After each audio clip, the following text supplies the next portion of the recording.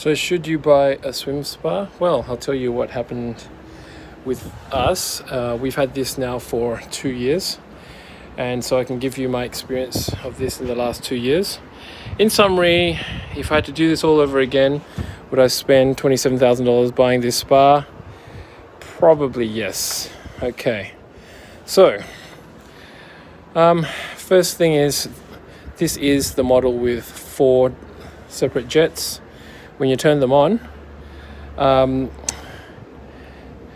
they turn on like this. They are adjustable, so the direction of the current can be controlled by just you moving these jets, and so you can move it to a direction that you like, that works for you. You can also turn on the bubbles, and I've read on forums that people said, oh no, the swim jets have too much bubbles going to my face, like swimming in a water fountain or something. That could be true if you turn on the bubbles, but you don't have to turn on the bubbles. If you turn on all 4 of the jets, it can get quite turbulent. That top one has been directed upwards, so that's why it was so turbulent. But yes, it can be a little bit turbulent, but generally speaking, you can adjust the jet so that it works for you. I generally swim breaststroke and do not have any problems with it. But I usually just use 2 of the jets. So if anything, if I had to do this all over again, probably buy 2. The 2 jet version, which is a few $1,000s cheaper. By the way, talking about cost, it does cost $1,000 or so to install it. I'm talking Australian dollars. It could be a little bit more depending on your setup. You also need to make sure that you've got 3-phase electricity in, which can cost more money. That could cost you about $500 maybe to $1,000, depending on, again, whether you need to put it through the driveway, underneath the driveway to the meter box. The size of this thing is pretty good. So it's only, so you can see here, it's a 2x3 by 4 meters, 2x3 across, that is, which is enough for you to swim in, and it's 4 meters deep. At the end of this, there are sort of seats for you to sit down if you want to have a spa, but we don't, to be honest, we never use it as a spa. The way that I swim, I don't bother taking off the lid completely. I'll just put this lid on top of the other one. They are quite heavy, so if you're not particularly strong or you're older, that is something to take into account. They're not easy to take off the spa. You can buy handles for these things. I don't have the space for the handles, so we just make do. And these,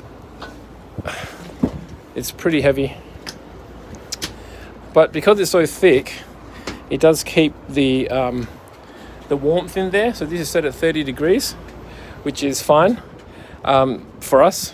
Some of you would probably like to swim a little bit colder than that, but that's entirely up to you. So the next thing is about electricity cost. Frankly speaking, I don't think it costs a lot. I've got a solar power installed, and so I am able to monitor the electricity use. This is a 7 kilowatt heater that's attached to this thing, and as you can see, you can set it so that it doesn't turn on at night. So I use solar power during the day. In summer, it's so hot in Perth at the moment that you don't really need to use the heater at all, really, when it's 38 degrees outside.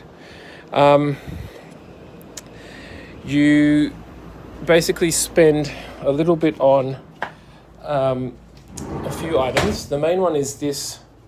So for this particular swim spa, it's the BioGuard armor sanitizer and oxidizer, which is about $47 online. You can buy them in 6-packs, which are slightly cheaper, but it's about $50. How long does this last? Well, it depends how many times you swim in a week.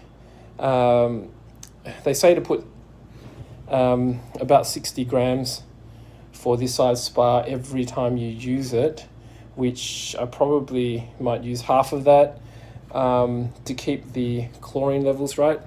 You have to buy something like this. I got these from I think either Big W or Kmart. These are a little bit cheaper than the ones online.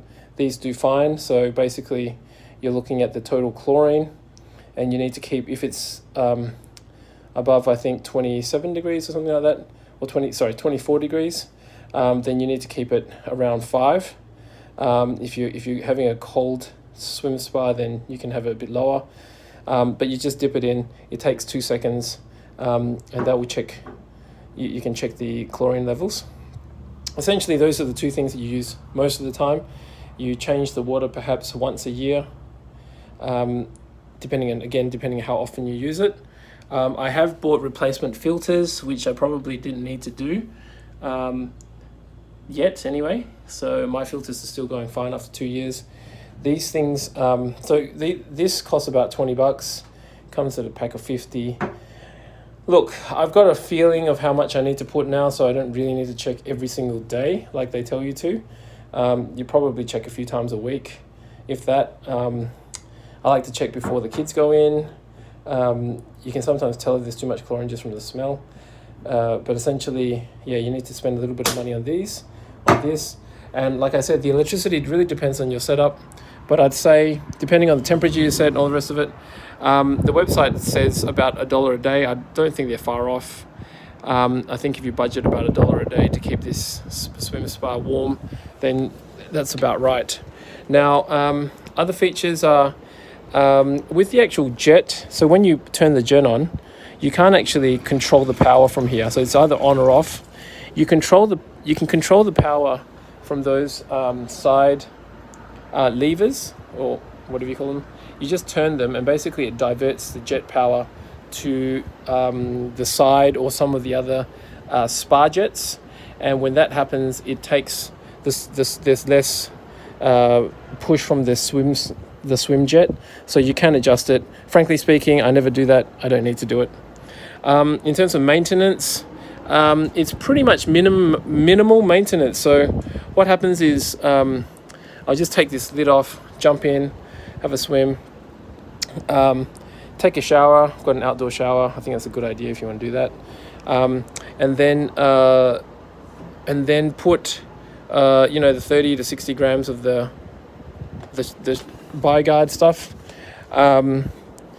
and that's about it really. Like, every now and then you've got to empty the water. That's another issue. So when I put this on, it's just basically a cap full of this stuff. I can't do it with one hand because I'm holding the camera, but basically just pour that in. That's about it. If you go on holidays, you've got to put extra into this thing so that it's got enough chlorine to last you. But because you're not swimming, you're not going to burn through as much chlorine. The water is sparkling clean. I just changed it about 4 months ago. And it stays pristine because you keep this lid on all the time. So I think if anything, one of the main things about swim spas is that you actually have this lid. And this lid is really good for insulation. And basically it minimizes the cost of running the swim spa. Practically speaking, I think if you've got a limited amount of space, as you can see, I've got a tiny little space here. The swim spa, and you want a pool, I thought about putting a plunge pool in here, but really, do you want a plunge pool that's like 4 meters long? And what are you going to do? Just walk up and down the plunge pool? You can't swim in it. It's pathetic.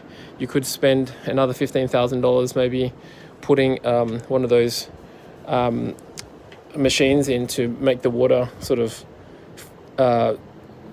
simulating a swim spa, and you get a better current, but you've got to spend all that money on making the pool first. The other thing is that in an area this small, especially around this area, you've got local council rules, all the rest of it. So you've got to have proper fencing. So that's all the fencing that we need. And although fencing here does cost quite a bit of money, this costs about $1,000 to $2,000 for the fencing alone, which sounds ridiculous, but that's how much it costs. And essentially, you don't need fencing on this side because this thing is 1.2 meters high. So that means that kids can't jump into it. It's safe, and also the council rules mean that you don't actually need to put a fence around this portion of it because it's already basically fenced off. So that's another advantage of having a swim spa. We use this at least 2 or 3 times a week. I am not a swimmer by any means. I actually hate going to the public pool, but I do use this thing. It's like being in basically in a bathtub. It feels like you're in a really nice bathtub, and you get to just swim, and then you just get out, and you avoid all the queues and public swimming pool type things. You avoid having to have a giant pool they have to clean all the time, and they have to keep warm, spend heaps of money on it, and send creepy crawlers around, and they still have to clean it. So for us, this has been a really good investment. It's expensive, but I think for us anyway, it's been worth it. Hope that helps, because I couldn't find any swim spa reviews really online. I hope that's helpful. Thank you, bye.